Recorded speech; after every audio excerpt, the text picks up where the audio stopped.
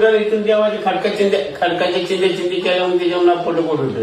होय, घोड्यानं देवाचं. काय इथं खाली बोट होतं. आदी ब्रह्मे शिवबीज निर्माण झाला, काशी काळभैरव म्हणती तयाला, दक्षिण भागी पूर्ण गंगे तीरे आला, श्री म्हस्कोबा नामे प्रसिद्ध झाला. तर चांगबल मंडळी, मी कौस्तुभ आणि तीर्थाटनच्या आजच्या प्रवासात आपण दर्शन घेणार आहोत पुणे जिल्ह्यातील पुरंदर तालुक्यातील काशीखंडाचे कोतवाल श्रीनाथ म्हस्कोबा महाराज, जिथं स्वयंभू रूपात वास्तव्य करत आहेत अशा श्री क्षेत्र वीर देवस्थानचं.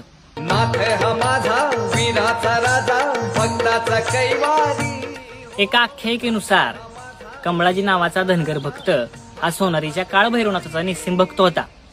तो त्याच्या मेंढ्या घेऊन ज्यावेळेस सोनारीला मुक्कामी होता तेव्हा तो रोज सोनारीच्या श्री काळभैरवनाथाचं निस्सिम भक्ती करत. आणि भक्ती करत असताना एका दिवशी त्याचा कळप नीरा नदी किनारी बोरबनी आला. आणि या बोरबनी आल्यानंतर त्याला श्री काळभैरवनाथाच्या दर्शनाची इच्छा जागृत झाली. तेव्हा त्यानं डोळे मिटले, श्रीनाथांचा धावा केला आणि तो साक्षात सोनारीच्या काळभैरवनाथ मंदिरामध्ये पोहोचला. तिथं त्यानं पूजा केली आणि तो पुन्हा श्री क्षेत्र वीर म्हणजेच बोरबन इथे आला. काही दिवसांनी सोनारीच्या पुजाऱ्यांना संशय आला की कोणीतरी देवाची पूजा करून जात आहे. तेव्हा त्यांनी त्या व्यक्तीवरती दबा धरून ठेवण्यासाठी ते मंदिरामध्ये रात्री मुक्कामाला राहिले. आणि ही गोष्ट श्री काळभैरवनाथांनी कमळाजीला दृष्टांत देऊन सांगितली.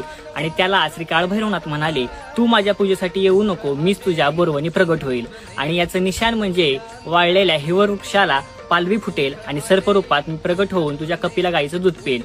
ठरल्याप्रमाणे कमळाजी हा देवाची वाट बघत राहिला, पण देव काही आले नाहीत.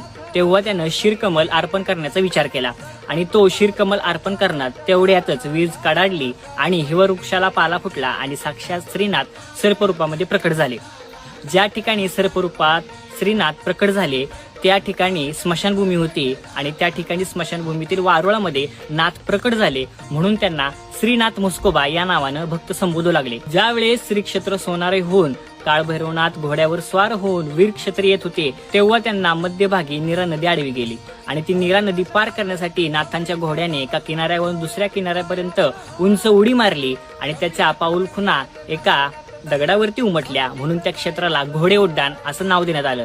आणि त्या ठिकाणी देखील श्रीनाथांचं स्वयंभू देवस्थान आहे. असे हे श्रीनाथ भक्तांच्या हाकेला धावणारे आणि नवसाला पावणारे अशी यांची ख्याती आहे.